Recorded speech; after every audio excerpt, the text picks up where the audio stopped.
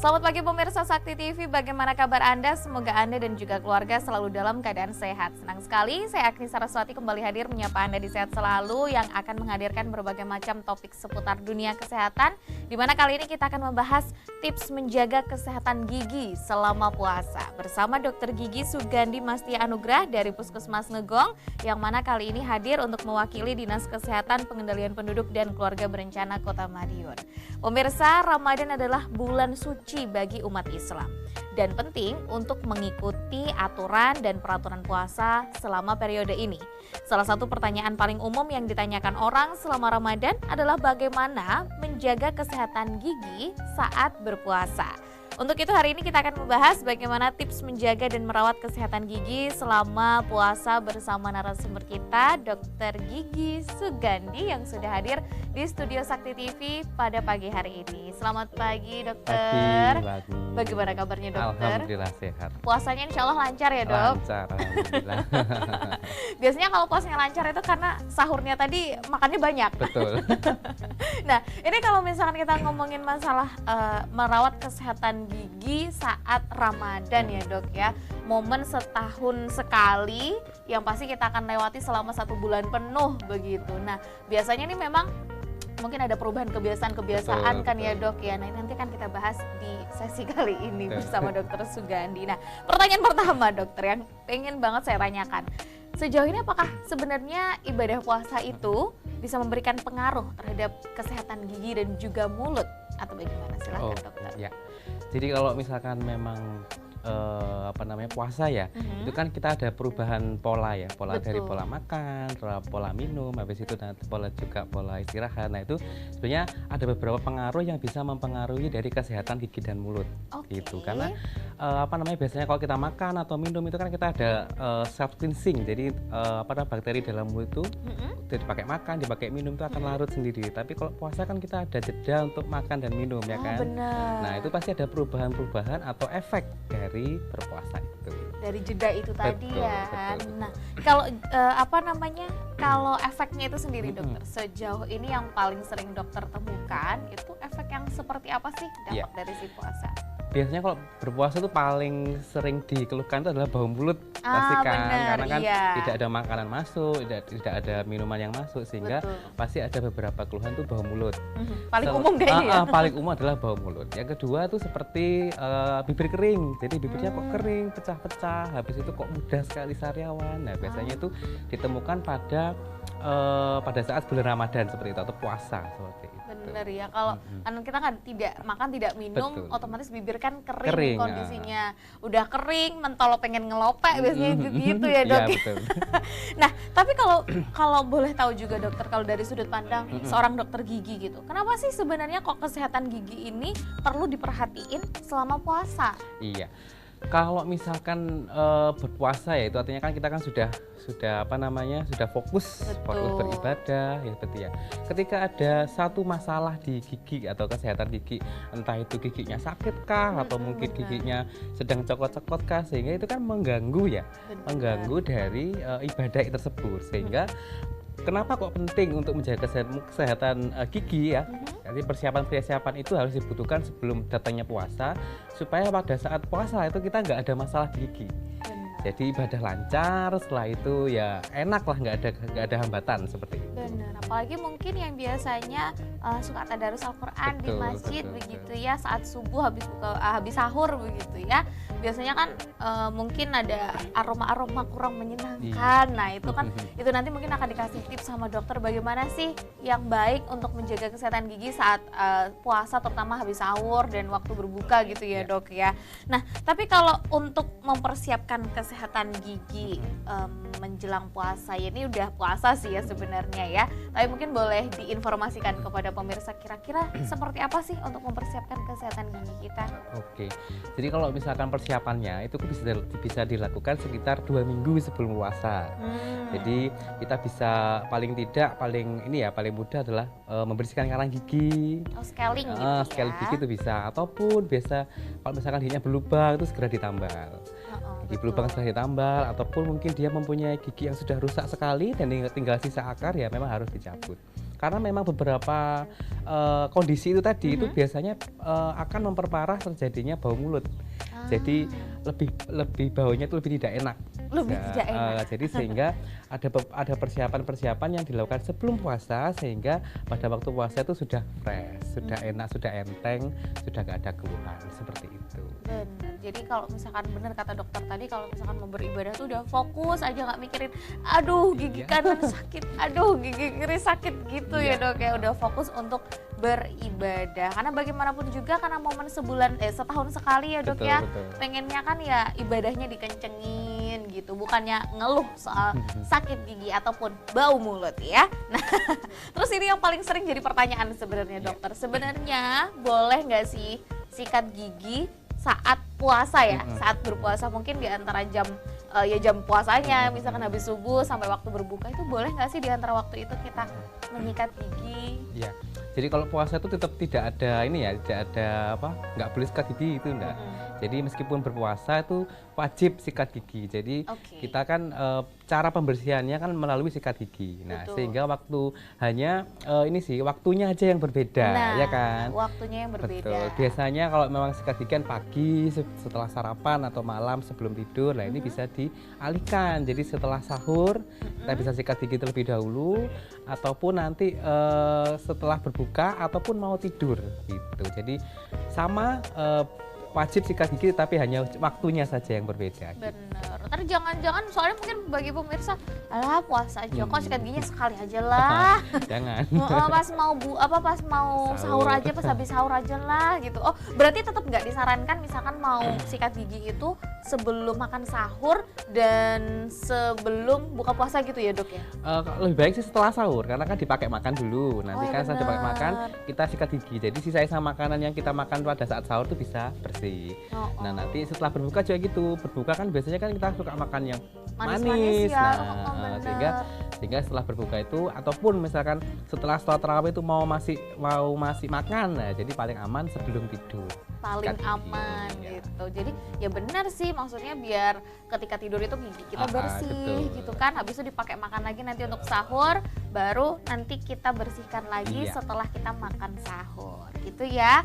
Jadi untuk pemirsa, nanti akan kita lanjutkan lagi tips kesehatan gigi seperti apa sih yang disarankan oleh Dr. Sugandi. Untuk pemirsa yang ada di rumah, jangan kemana-mana, tetaplah bersama kami di Sehat Selalu.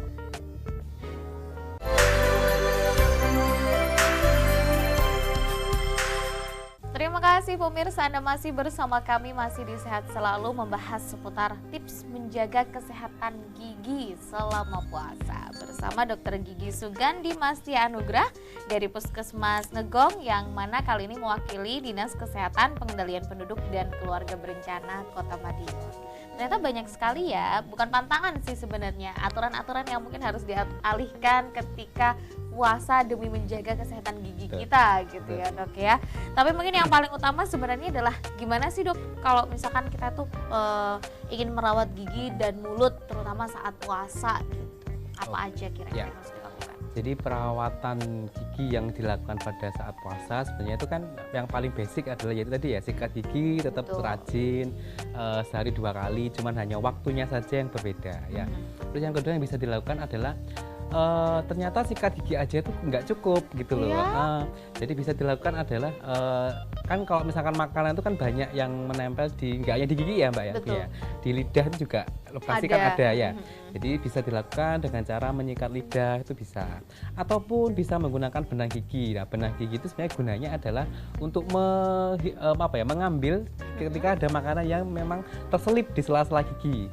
Selilitan kalau orang Jawa ya. Nah, itu bisa diambil melalui atau dibantu dengan benang gigi. Gitu. Bukan benang bola jahit ya pemirsa, bukan. Jadi beda berbeda lagi. Ya.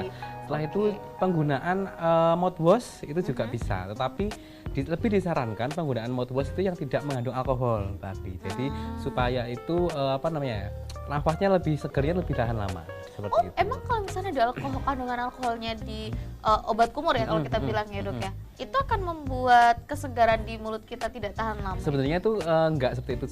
Sebenarnya penggunaan alkoholnya itu sendiri yang kalau dipakai setiap hari itu sebenarnya enggak baik. Jadi kering juga betul. gitu ya, Jadi lebih buat kering gitu ya. Terus habis itu kalau misalkan pakai yang alkohol itu kadang-kadang ada beberapa orang yang memang sensitif ya, mesti rasanya nggak enak kah atau lebih perih gitu ya. Itu jadi disarankan yang menggunakan tanpa alkohol supaya tidak memicu, tidak memicu apa namanya perih kah atau apa seperti itu. Nah, mungkin kalau boleh disarankan juga dokter, kalau tadi kan ada beberapa perawatan yang dokter sampaikan begitu ya, untuk penggunaannya sendiri. Nah, di saat kapan nih? Oke, kalau sikat gigi 2 kali sehari. Nah, kalau untuk kayak apa namanya tadi benang gigi, terus kemudian menyikat lidah dan lain sebagainya itu saat kapan gitu kira-kira? Kalau untuk menyikat gigi dan pakai benang lidah itu bisa dibarengkan dengan waktu sikat gigi. Terus kalau misalkan pakai penggunaan mouthwash, karena ini kan puasa ya Mbak Agni ya, jadi kan setelah sahur, setelah imsak ya, kita sudah nggak boleh makan ya kan sampai nanti pada waktu berbuka. Betul. Jadi lebih baik digunakan setelah sahur. Jadi setelah makan sahur ya kan, sudah selesai ya, misalnya kita sikat gigi, kita bersihkan semua. Nah, kita gunakan mouthwash supaya yaitu nanti pada saat paginya setelah waktu kita beraktivitas itu bisa menjaga kesegaran nafas. Benar. Jadi itu yang namanya aroma-aroma tidak sedap sudah berkurang pemirsa. Apalagi yang biasa mungkin tadarusnya pagi sampai siang gitu ya Dok ya. Jadi langkah lebih baiknya ditambahin lagi step perawatannya itu adalah menggunakan obat kumur. Ya, terutama yang tidak mengandung alkohol, karena ternyata kalau menggunakan alkohol itu bisa jadi mulutnya kering, nanti malah tambah haus gitu. Kan ujian lagi malah repot nanti jadinya ya. Nah, tapi kalau misalkan kita kan juga sejauh ini kan ada perawatan gigi yang bisa dilakukan di rumah sakit gitu ya Dok ya. Kira-kira apa sih perawatan gigi yang boleh dilakukan saat berpuasa gitu? Ya, jadi perawatan gigi itu sudah dijelaskan oleh Fatwa MUI ya. Pada tahun 2018 itu memang ada beberapa perawatan gigi yang bisa dilakukan pada saat puasa, yaitu yang pertama scaling gigi itu boleh, terus penambalan gigi itu juga boleh, terus pencabutan gigi juga boleh. Oke, artinya boleh semua. Boleh semua, ya. Cuman memang kita harus lebih hati-hati ya kan. Betul. Seperti penggunaan perawatan scaling gigi itu kan menggunakan air ya kan, menggunakan air sehingga kita untuk perawatannya atau untuk tindakannya akan lebih pelan-pelan supaya air itu diusahakan tidak tertelan. Betul. Meskipun tidak sengaja tapi ya jangan sampai gitu. Apalagi kalau misalkan kayak nambal gigi dan nyambut gigi itu kan biasanya di kondisi-kondisi yang memang sudah ekstrim gitu ya Dok ya giginya, dan harus ditangani sesegera mungkin gitu. Nah, siapa tahu kalau malah bisa melakukan scaling di saat-saat sudah berbuka atau bagaimana, mungkin seperti itu. Nah, kalau untuk itu tadi dokter, kembali ke masalah mulut ya, atau alias bau mulut gitu. Kan biasanya ada nih dokter orang-orang yang mungkin biasanya tuh mau udah sikat gigi bersih, mau udah bersihin lidah, mau udah kumur pakai obat kumur pun itu tuh tetap aja ada bau mulutnya. Mungkin dokter ada saran khusus yang bisa dilakukan teman-teman atau pemirsa yang seperti ini tuh apa sih, harus bagaimana sih, kan pasti mereka kadang insecure ya, aduh mau buka mulut aja nggak mau pasti begini. Itu bagaimana dokter, silakan. Jadi kalau memang berpuasa itu kan PBH tadi Mbak Agni saya jelaskan ya. Sebenarnya kalau misalkan seperti itu kita tidak hanya untuk dari segi sikat gigi seperti itu ya.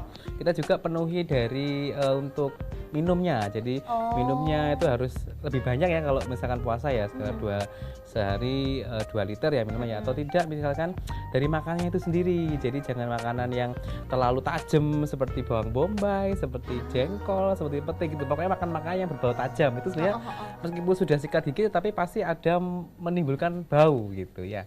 Setelah itu juga konsumsi buah dan sayur. Jadi meskipun puasa jangan hanya makan manis-manis terus, gula-gula terus, tetapi buah dan sayurnya harus dicukupi supaya itu tadi tidak menyebabkan atau membantu supaya tidak bibir kering ataupun mudah sariawan. Itu dibantu dengan konsumsi buah dan sayur yang cukup pada saat puasa.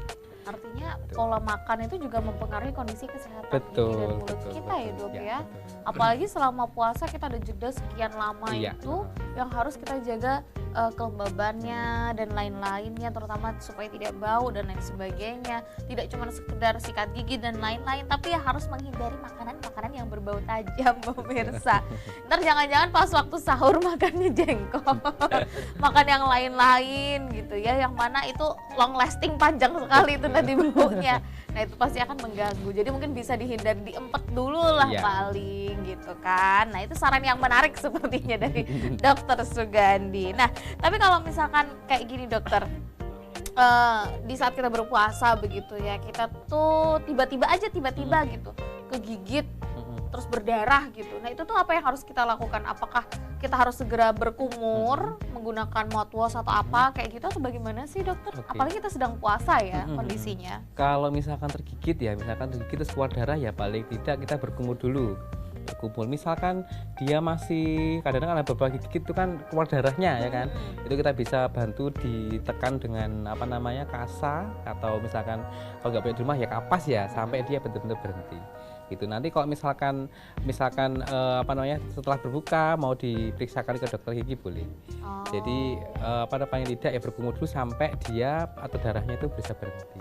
Bisa Gitu. berhenti. Tapi kalau darahnya itu kalau oleh karena hal lain, misalkan karena giginya atau tiba-tiba ada karena giginya, itu ya memang segera dilakukan perawatan atau pembersihan karena gigi. Oke, mending langsung ke dokter aja. Betul, mungkin iya. ya. Toh dokter tetap buka gitu ya. Nah, tapi ini mungkin yang menarik dari kondisi kesehatan gigi dan mulut kita dokter. Saya pengen tanya di luar dari tips lagi ya. Kira-kira apa sih yang terjadi di gigi dan mulut kita ketika kita itu sedang berpuasa? Nah, itu gigi kita kenapa nih? Aduh, kok kering sekali nih gigi kita nih. Mungkin apa bagaimana sih dokter? Coba. Jadi kalau misalkan dari rongga mulut kita kan sudah ada bakteri ya, sudah ada bakteri di dalam rongga mulut itu. Nah, biasanya ketika kita makan atau kita minum kan dia bisa ini ya self cleansing ya, jadi bakterinya itu bisa tertelan kah atau hilang kah. Nah, ketika dia puasa itu tidak ada self cleansing, jadi self cleansingnya kan hilang karena kan nggak boleh makan, nggak boleh minum. Nah, ketika kita tidak menjaga kesehatan gigi atau tidak memperhatikan kesehatan gigi, akhirnya makanan-makanan yang menempel pada saat berpuasa itu sehingga dia kan nggak bisa dihilangkan, nggak ada self cleansingnya, sehingga bakterinya itu lebih cepat berkembang. Bakteri lebih cepat berkembang sehingga mudah muncul plak. Awalnya plak dulu, nanti ketika lama-kelamaan dia akan mulai mengikis dari lapisan giginya itu. Nah, nanti akan muncul seperti yaitu lubang kah, atau mungkin nanti yang paling ya mungkin apa namanya karang gigi kah. Nah itu, jadi perubahan itulah menyebabkan si bakterinya itu lebih cepat berkembang biak. Karena tidak ada makanan minuman Betul, yang masuk nggak ada makanan minuman yang masuk. Dia diem aja gitu, berarti dia jadi jahat, nggak jadi baik lagi. Karena dia tiba-tiba akhirnya muncul plaknya, kemudian bahkan bisa sampai menimbulkan lubang kayak tadi yang dokter sampaikan. Makanya perlu adanya perawatan ekstra ketika kita habis berbuka, mau tidur itu, dan juga habis sahur itu tadi ya dokter ya, demi menjaga kondisi kesehatan gigi dan mulut kita. Oke, nanti akan kita lanjutkan lagi dokter untuk perbincangan kita seputar tips menjaga kesehatan gigi selama puasa ini seperti apa. Jadi untuk pemirsa yang ada di rumah, jangan kemana-mana, tetaplah bersama kami di Sehat Selalu.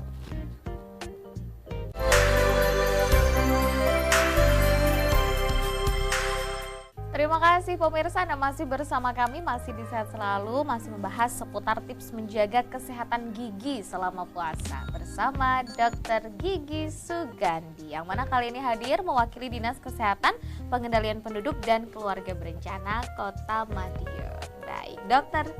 Sugandi, Dr. Gigi Sugandi.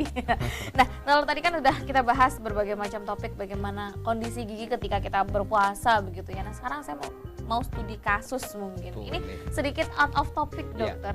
Itu kan kita pemirsa mungkin tidak awam juga sih, pasti juga pernah mendengar yang namanya siwak ya dokter ya. Itu bagaimana kalau dokter gigi melihat penggunaan siwak untuk menggantikan si sikat gigi itu? Apakah cukup optimal atau bagaimana? Silahkan. Sebenarnya kalau siwak sendiri itu kan sudah ada dari zaman Nabi ya Mbak ya. Nah itu sebenarnya kan siwak itu memang gunanya adalah untuk sama, jadi seperti sikat gigi gitu ya, membersihkan sikat gigi atau membersihkan giginya itu ya.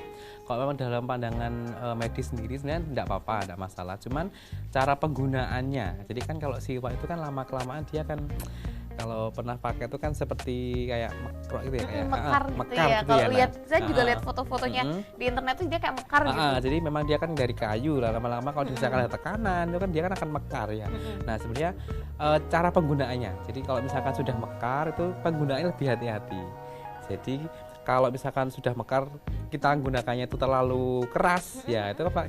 Ya memang giginya akan bersih, tapi nanti kita akan melukai gusi. Oh iya benar, karena dia Kan udah tajam ya, melebar gitu melebar ya, gitu. Sehingga dokter ya. sebenarnya sama seperti sikat gigi yang sudah dipakai terlalu lama, kayaknya kan dia kan mekrok ya, Oh ya, mekar, mekrok ya, mekar ya. benar-benar. Sehingga ya itu tadi, jadi penggunaannya itu lebih hati-hati gitu. Nah, kalau siwak itu kan dia kayak kayu panjang gitu kan, dokter betul. ya. Itu kan berarti ujungnya dulu nih kita pakai. Itu misalnya dia udah mekar gitu, bisa digunting terus dilanjutin gitu kan? Atau enggak sih? Nggak Bener apa-apa. gitu ya? Jadi setelah kalau misalkan sudah mekrok ya dipotong, nanti dipakai lagi. Kalau misalnya mau dipakai lagi bisa.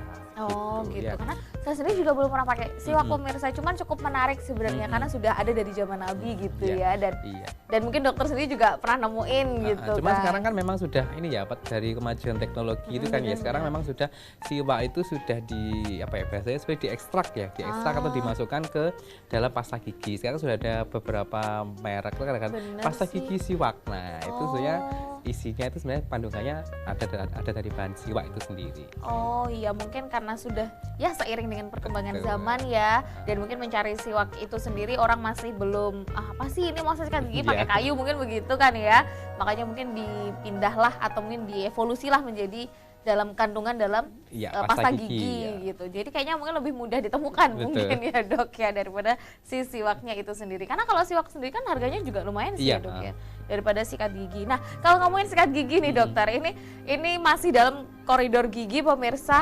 Sikat gigi kalau tadi kan dokter bilang lama-lama dia kan akan mekrok ya. Itu harusnya kan segera diganti ya Betul, dok. betul. Tapi sepertinya pemirsa itu banyak yang alah ojo seeman. Bener Iya, gitu betul. nggak dok? Betul, betul. Mungkin dokter boleh kasih tips sebenarnya kapan sih waktu yang tepat untuk kita mengganti si sikat gigi itu gitu. Iya, pada dasarnya sikat gigi itu kan digunakan untuk personal, ya, Benar. personal. Jadi satu sikat gigi ya untuk satu orang seperti itu. Jadi sikat gigi itu jangan digunakan secara bersamaan. Ya, itu sebenarnya lebih mudah untuk transfer bakteri nanti. Betul. Transfer bakteri itu yang kedua dari perawatannya juga seperti itu. Ketika sikat giginya itu sudah mulai mekar ya, atau kalau orang Jawa bilangnya mekrok itu ya, itu segera diganti gitu. Jadi jangan kayak waduh eman gitu ya, eman beli lagi eman itu jangan. Karena keemanan itu nanti akan merusak si giginya itu sendiri gitu. Jadi ganti aja. Jadi lebih pilih sikat gigi yang lembut ya, bulunya lebih lembut supaya dia waktu digunakan tuh lebih enak. Betul. Gitu. Apalagi Ya. mungkin yang udah orang-orang sepuh gitu biasanya betul, ya betul, dok betul. ya, paling tidak menggunakan sikat gigi yang lembut. Ya, gitu. biasanya ya orang-orang itu kenapa kok mekrok? Itu karena penggunaan sikat giginya ditekan. Oh, berarti kayak terlalu Jadi kalau nggak ada tekan, nggak dengan kekuatan marem. super itu nggak marem lah benar. Jadi itu lebih cepat untuk mekrok gitu. Jadi, nah, kalau sudah seperti itu ya diganti, dan tidak hanya diganti sikat giginya tapi diganti juga caranya. Nah, cara dari sikat giginya itu cara sikat giginya juga diganti. Nah, itu mungkin harus lebih lembut ya dok Betul, ya. betul. Kenapa sih dok kalau misalnya kita tuh kok nggak, selain mengakibatkan si sikat ini mekrok, kenapa sih kita tidak boleh menyikat gigi terlalu keras di gigi kita? Kenapa dok? Jadi gini, kalau misalkan kita tekan ya dengan kekuatan atau dengan secara ada tekanan, nah itu lapisan dari giginya itu lama-kelamaan akan kalah. Oh, Jadi gini, sikat gigi itu sebenarnya sudah dirancang khusus itu bisa membersihkan sampai ke sela-sela gigi. betul. Nah, ketika dia ada tekanan sehingga lapisan giginya itu akan kalah. Jadi bukan sikat giginya juga akan rusak, giginya sendiri itu akan kalah. Jadi biasanya kalau Mbak Agni bisa atau lihat ya, itu ada, dok gigi saya kok berlubang di dekat atau terkikis dekat dengan gusi. Nah itu kita bilang abrasi. Nah abrasi itu faktornya adalah cara sikat gigi yang salah. Salahnya adalah ditekan. Karena ditekan banget Ditekan. gitu Katanya ya. kalau Indonesia kalau nggak ditekan nggak bersih gitu. Ya memang konsep berpikirnya benar, tapi efek di gigi juga ada. Di luar dari sikat gigi yang akhirnya mekrok itu tadi mekrok pemirsa, tadi. tapi kalau di gigi ternyata juga tidak baik. Betul. Gitu. Terutama kan takutnya kena gusi, berdarah pula. Terus nanti akan gusinya meradang juga, itu juga bisa. Akhirnya memunculkan penyakit mulut yang lainnya Betul, justru ya betul, dok betul, ya. Nah dokter, kalau ngomongin masalah sikat gigi, kalau tadi kan dokter bilang katanya harus milih yang lembut gitu ya, tapi kan sikat gigi itu kan banyak bentuknya ya dok, ada yang kotak, terus ada yang bulat-bulat gitu di tengahnya. Nah ini tuh baiknya kita memilih sikat gigi. Bentuk sikat gigi yang seperti apa sih dok? Kan kita nggak mungkin tuh mencetin satu-satu nggak kerasa itu lembut atau tidaknya. Itu gimana dokter, silahkan. Ya, jadi kalau sikat gigi itu sekarang sudah banyak sekali ya, banyak untuk anak-anak itu ada sendiri, untuk dewasa itu ada sendiri. Terus kalau di beberapa produk tuh ekstra lembut. Nah, Iya, jadi udah ada klipnya. sebenarnya kita bisa melihat dari ini aja sih, packaging dari mereka itu kan mereka sudah pasti setiap produsen itu kan menciptakan ini sendiri ya, inovasi sendiri ya. Benar. Sehingga kita pilih yang mungkin lembut. Terus habis itu untuk anak-anak juga berbeda sikat giginya. Pasti kan kadang-kadang anak-anak dipakaikan sikat gigi dewasa itu juga nggak benar. Jadi sikat gigi untuk anak-anak itu juga ada sendiri. Jadi dari ukurannya, dari bulunya itu sudah ada sendiri. Paling Gitu. tidak pinter-pinter memilih berarti ya dok ya. Semua bentuk sebenarnya sama aja. Cuman bagaimana cara kita pinter-pinter memilih gitu. Dan terutama yang punya anak nih jangan sampai dikasih sikat gigi dewasa. Kan emang kalau sikat gigi itu kan ada yang sepaket gitu ya dok ya. Anaknya gawe kewes kata ibunya gitu. Taunya ternyata nggak boleh. Kenapa sih dokter kok anak-anak itu tidak boleh menggunakan sikat gigi orang dewasa? Kalau sikat gigi anak-anak kan sudah didesain lebih kecil ya kan. Benar, kalau untuk habis ukuran itu, ya. ukuran lebih kecil. Habis itu untuk bentuknya kan ada yang ada gagangnya mungkin mainan kan. Itu diciptakan supaya anak-anak itu mau untuk sikat gigi karena sikat giginya lucu gitu ya. Terus dari ukurannya juga karena anak-anak itu ukuran mulutnya tidak sebesar orang dewasa ya, sehingga pasti ada desain khusus supaya sikat giginya itu bisa lebih fleksibel di dalam mulut anak gitu. Paling enggak kalau anak-anak kan kalau misalkan dipaksa itu kan pasti akan mual ya. Kalau belum terbiasa kan akan mual. Ketika pakai sikat gigi yang lebih yang untuk dewasa pasti dia akan mual. Tapi kalau untuk anak-anak ya pas ukurannya dan nggak bikin takut gitu. Biasanya kan ada orang anak-anak kan takut sikat gigi, takut tertelan seperti itu. Apalagi udah tahu dipaksa, sikat giginya besar pula, belum lagi nanti pakai pasta gigi yang orang dewasa yang pedes pula. Aduh, tambahnya dia nggak mau sikat gigi nanti ya. Jadi alangkah lebih baik disesuaikan dengan kebutuhannya anak gitu ya dok ya. Sikat giginya yang kecil sesuai ukuran, pasta giginya juga yang ada rasa-rasanya itu supaya mau sikat gigi. Ternyata makanya ada tipsnya gitu ya dok ya. Nah nanti mungkin saya mau tanya lebih jauh seputar kesehatan gigi untuk anak dokter, terutama saat puasa juga. Biasanya kan anak-anak udah dilatih nih. Nah itu bagaimana cara orang tua, mungkin dokter ada tips untuk mengajak anak supaya tetap rajin sikat gigi meskipun sedang berpuasa. Jadi untuk pemirsa yang mungkin nanti penasaran dengan jawaban dokter Sugandi seperti apa, tetaplah bersama kami di Sehat Selalu.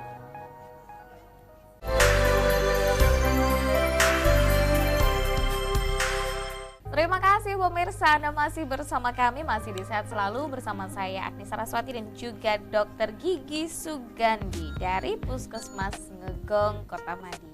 Nah, kita masih membahas seputar tips menjaga kesehatan gigi selama puasa ya dok ya. Dan mungkin ini adalah hal yang sudah dilakukan juga oleh orang tua di luar sana. Anak-anak tuh udah mulai diajarin untuk puasa dokter, udah mulai dikenalkan meskipun siang waktu azan zuhur mulai mokel gitu ya.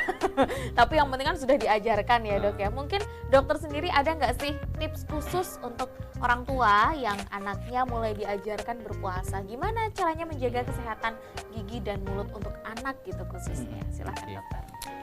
Kalau misalkan untuk kepatuhan untuk sikat gigi kan memang sebenarnya harus diajarkan, memang tidak hanya pada waktu puasa kan, sebelum puasa kan pasti kan anak sudah dikenalkan untuk sikat gigi, untuk untuk membersihkan gigi. Nah sebenarnya kalau puasa itu sebenarnya sama aja sih Mbak. Jadi hal apa yang dilakukan di saat sebelum puasa dan dilakukan pada saat puasa itu sama. Jadi cuma ya itu waktunya saja yang berbeda. Cuma untuk anak-anak kan lebih tricky ya mungkin ya. Karena kan mungkin kalau puasa itu kan nanti udah rewel kah atau gimana gitu ya. Jadi sebenarnya untuk orang tua kita beri pengertian aja sih sebenarnya. Kita sounding ke anaknya bahwa sikat gigi seperti biasa atau gimana, atau misalkan kalau puasa ya nanti setelah makan sikat gigi ya gitu. Jadi intinya yang pastinya mungkin tidak terlalu memaksa. Betul. Jadi jangan dipaksa karena kan untuk anak kan juga adaptasi juga. Jadi kan nggak full seperti orang dewasa sampai maghrib tuh kan ya. Kadang-kadang anak-anak kan sampai setengah hari aja atau puasa sambung kan itu banyak pilihannya aja sih. Intinya orang tua harus pintar-pintar lah mengkondisikan si anak. Yang penting tetap harus sikat gigi paling tidak 2 kali sehari. betul. Apalagi kalau misalkan si anak ini siangnya juga mau makan gitu kan, ya udah nanti kalau misalkan sempatnya sikat gigi pada saat itu ya sudah gitu. Kadang tuh kan ada gini juga dokter, mungkin ada orang tua yang memaksakan, apa udah sahurnya dipaksa, sikat giginya habis sahur juga mesti dipaksakan, kasihan si anak ya. Takutnya malah itu tadi agak beresiko kan gitu. Nah terus sekarang gini dokter, kita ini kan di luaran sana kondisi gigi orang kan berbeda-beda. Ada yang kalau kita tahu sekarang itu udah umum juga adalah orang-orang yang memiliki gigi sensitif. Nah itu sebaiknya bagaimana sih dokter, harusnya mengkonsumsi apa sih untuk berbuka puasa agar tidak merasakan ngilu di gigi? Kira-kira gimana? Jadi kalau berpuasa itu kan ya tadi ya apa namanya, kita jeda waktunya makan itu kan panjang. Betul. Ya.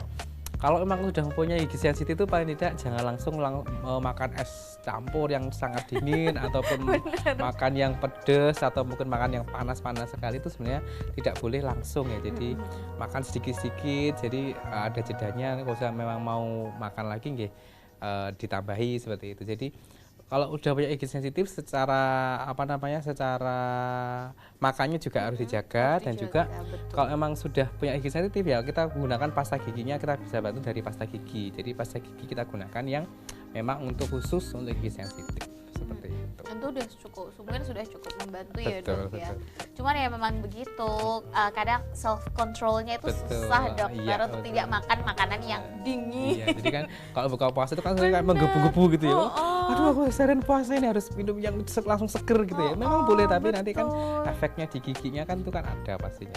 Jadi nggak bisa langsung seperti itu juga nggak bisa. Nah ini mungkin juga pertanyaan yang biasanya pasti sering mungkin juga kepikiran untuk pemirsa ada di rumah. Kita ini kan selama puasa ya dokter ya, selama berbuka itu kan benar tadi yang dokter sampaikan, kita tuh makan manis mungkin bisa jadi setiap hari. Kira-kira kalau dari sudut pandang dokter, apa sih yang akan terjadi di gigi kita ketika kita itu makan makanan manis setiap hari ketika kita berpuasa? Oke, jadi makan makanan itu sama seperti tadi ya Mbak ya. Jadi membuat si bakterinya itu nanti akan lebih cepat untuk merusak di giginya itu ya. Sama juga berarti ketika kita makan makanan manis, habis itu makan yang bertepung. Apalagi kan kalau misalkan orang Indonesia kan ini ya apa, makan gorengan lah apa, atau waktu puasa kan seperti itu ya. Nah itu jadi ketika kita sudah makan seperti itu, terus kita nggak menjaga kesehatan giginya itu semakin cepat untuk rusak. Gitu. Jadi bakterinya tadi itu malah kena makanan itu malah senang gitu loh, malah lebih berkembang cepat lagi gitu. Sama kayak tadi didiemin aja dia juga berkembang. Ini dikasih disuplai makanan manis tambah. Lagi. Iya, jadi seperti itu kalau misalkan makan manis atau bertepung biasanya. Makanya kalau udah tahu waktu berbuka puasa itu ekstrim banget makan dan minumnya, jangan lupa sikat gigi pemirsa. Kan nggak pengen ya aduh nanti lebaran malah giginya bolong lah, ompong lah dan lain sebagainya. Benar kan dok? Bisa jadi kan selama puasa ini kita karena terbiasa makan makanan manis, terus tidak sikat gigi, tidak menjaga kesehatan gigi dan mulut dengan baik, nanti waktu lebaran malah kena penyakit gigi dan mulut kan dok? Biasanya lebih yang paling ini ya sensitif itu, karena kan setiap hari kan pasti kita minum yang pengen yang seger-seger ya. Benar. Jadi setiap hari terpapar makanan dingin sehingga akan lebih sensitif giginya. Betul lah, yang tadinya nggak sensitif bisa jadi malah sensitif gitu ya dok ya. Nah tapi kalau seperti kita tahu juga dokter, kita ini kan ada teman-teman atau pemirsa yang juga menggunakan apa sih behel. Nah itu tuh kalau ketika puasa, apakah ada perawatan khusus yang harus mereka lakukan? Kalau misalkan behel itu sebenarnya sama seperti apa namanya orang-orang biasa. Cuman kalau misalkan sudah perawatan behel, pasti dia punya sikat gigi khusus. Jadi sikat giginya itu tidak hanya membersihkan yang di depan, tapi yang di sela-sela giginya antara gigi dengan bracketnya itu juga ada sikatnya. Jadi sikatnya itu dia lebih panjang gitu, jadi supaya masuk ke sela-sela bracketnya itu bisa, jadi biar bisa bersih. Jadi makanan itu tidak hanya yang nempel-nempel di bracket itu bisa disikat gitu. Jadi cuma sikat giginya aja sih yang khusus, tapi untuk perlakuannya sama. Karena mereka sudah ada perawatan behel sendiri begitu ya dok ya. Tapi kalau secara garis besarnya untuk perawatan gigi itu sebenarnya semuanya sama. Yang nggak sama itu adalah ketelatenan setiap manusia. Iya. Bener kan ya dok? Betul. Ketelatenan setiap manusia itu yang nggak bisa diprediksi. Jadi kadang ada yang rajin sikat giginya giginya bersih, ada yang tidak rajin, makanya giginya gampang berlubang. Seperti itu. Nah, makanya pemirsa yang harus lebih aware berarti, apalagi udah sekian tahun kita menjalani puasa, berbicara bersama dokter gigi harusnya lebih memiliki kesadaran begitu. Nah, tapi kalau tadi yang sempat dokter mention juga di awal, kan gigi kita itu kan kalau selama gigi dan mulut kita itu kan kadang selama puasa itu kan kering ya dok. Kalau misalkan kita tidak mengkonsumsi makanan ataupun minuman yang bisa memberikan asupan mineral gitu ya. Nah, kira-kira ada nggak sih dok tips ketika kita merasa kering gigi dan mulut kita itu selama puasa? Itu kita harus apa? Nggak harus minum kan dok? Enggak. Jadi kan memang kalau menunggu kering itu sebenarnya kita cukupi dulu nutrisinya. Jadi air minum cukup, buah-buahan cukup. Nah, buah-buahan itu dia juga punya self cleansing juga. Jadi untuk membantu menutrisi supaya air liurnya kita tetap basah. Gitu jadi makanan yang buah-buahan, sayuran itu memicu air liur kita tetap ada sehingga tidak memunculkan bibir kering atau gimana. Betul. Gitu. Jadi selain untuk tadi ya menjaga kesehatan juga makanannya itu yang perlu sebenarnya.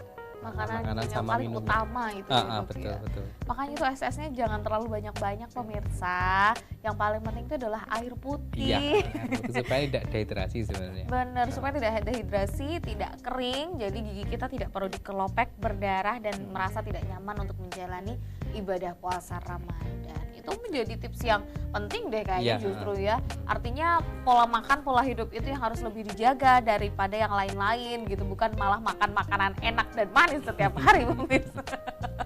Oke, nanti akan kita lanjutkan lagi dokter perbincangan kita yang menarik dan semakin bersih ini. Jadi untuk pemirsa yang ada di rumah, jangan kemana-mana, tetaplah bersama kami di Sehat Selalu.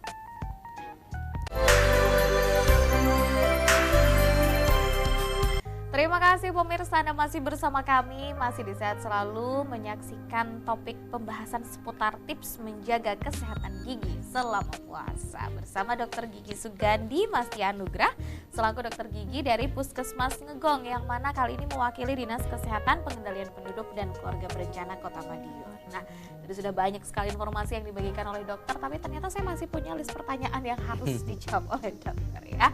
Ini masih di awal puasa Ramadan nih dokter. Kira-kira mungkin pemirsa nih yang sudah memiliki kesadaran bagaimana menjaga kesehatan gigi dan mulut, perlu nggak sih sebenarnya untuk melakukan perawatan gigi saat awal puasa atau bahkan sebelum puasa gitu? Silahkan dokter. Jadi kalau perawatan gigi itu memang penting ya.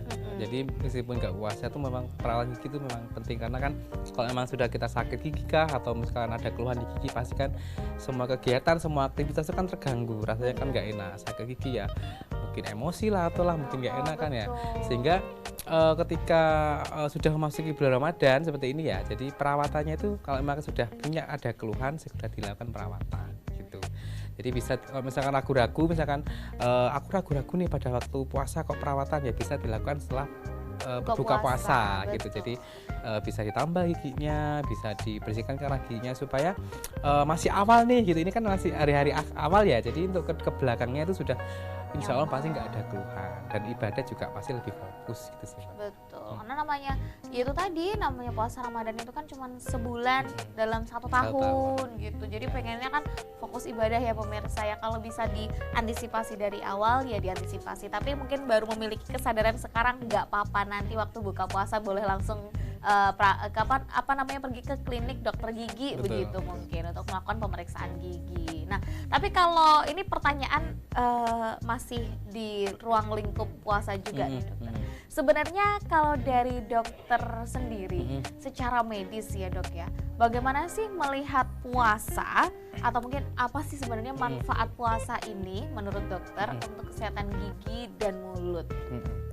Kalau puasa itu kan sebenarnya tidak hanya di kesehatan gigi dan mulut ya Mbak ya, di semua bagian itu gitu. Itu juga bermanfaat.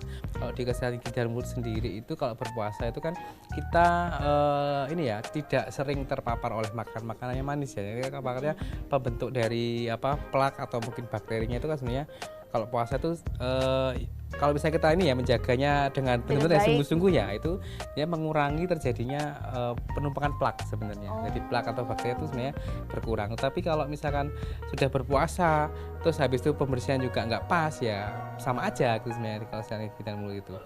Gitu. Jadi sebenarnya lebih ke mekanisme dari bakterinya sendiri itu kalau berpuasa itu ya menurun sebenarnya kalau memang kita bersihkan secara rutin gitu. Sebenarnya. Sebenarnya. Cuman itu tadi kembali Kembali. kepada ketelatenan. Ketelatenan dan mesti kewaspadaan apa ya, kemauan diri itu sebenarnya. bener. Kemauan diri itu sebenarnya sangat sulit Penting, ini ya, penting ya karena penting tapi juga sulit gitu. betul. Makanya itu yang harus diwaspadai juga. Makanya Dokter Sugandi sudah sering sekali mention bahwa kesehatan gigi itu kan penting, harus diperiksakan 6 bulan sekali ya dok ya.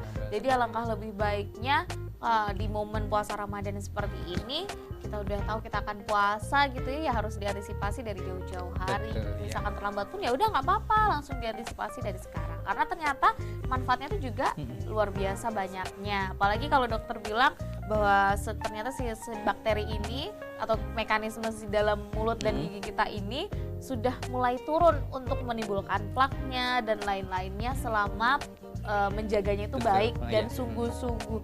Nek oga yo poduai. Oke, baik dokter, karena ini dari segmen terakhir. Pertanyaan saya juga sudah cukup sepertinya. Tapi jika ada yang ingin disampaikan kepada pemirsa yang ada di rumah terkait tema kita pada pagi hari ini ataupun di luar itu juga boleh, silahkan kepada Dokter Sugandi, monggo. Iya. Jadi untuk teman-teman yang di rumah memang menjaga kesehatan itu sekarang penting karena kalau misalnya sudah ada keluhan atau sudah ada penyakit itu yang rugi kita sendiri gitu ya. Apalagi di awal puasa ini, jadi menjaga kesehatan itu supaya ibadah kita lancar, nggak ada keluhan, nanti sampai ke hari raya juga giginya itu nggak ada masalah gitu. Jadi tidak mengganggu ibadah kita pada saat puasa gitu. Yang paling utama udah deh, tips-tipsnya udah dibagikan sama dokter tadi. Kalau belum nonton lagi dari segmen pertama pokoknya ya. Semuanya dirangkum sama dokter secara singkat, jelas dan padat, dan semoga bisa mengedukasi pemirsa yang ada di rumah. Bahkan nggak cuma untuk orang dewasa ya dok ya, tadi untuk anak-anak juga ada informasinya. Kalau begitu terima kasih banyak Dokter Sugandi untuk informasinya, semuanya pasti bermanfaat. Semoga menjadi kebiasaan yang baik untuk pemirsa yang ada di rumah dimanapun berada. Saya Agni Saraswati bersama Dokter Sugandi dan juga seluruh kru yang bertugas pamit undur diri pemirsa. Terima kasih atas kebersamaan Anda, selamat menjalankan ibadah puasa Ramadan dan sampai jumpa.